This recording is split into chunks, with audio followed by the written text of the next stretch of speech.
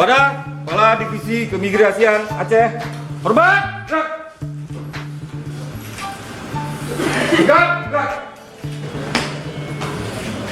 Lapor jajaran pegawai dan PPNPN Kantor Imigrasi Kelas 2 TPI Lok Semawe siap menerima kunjungan dan arahan. Laksanakan. Saya Ujo Sujoto, Kepala Divisi Keimigrasian Kanwil Kemenkumham Aceh. Dengan ini menyatakan bahwa saya sangat berterima kasih dan apresiasi kepada Kantor Imigrasi Kelas 2 TPI Lok Semawe.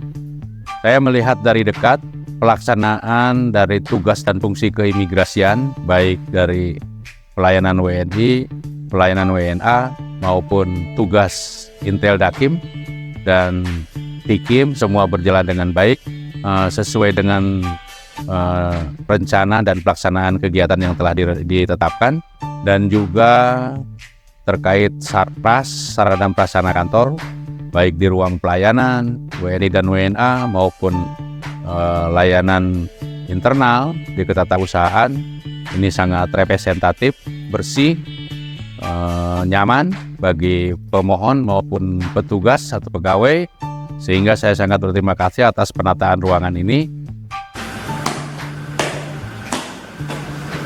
Penguatan telah dilaksanakan, laporan selesai. Terima kasih, Bubarkan.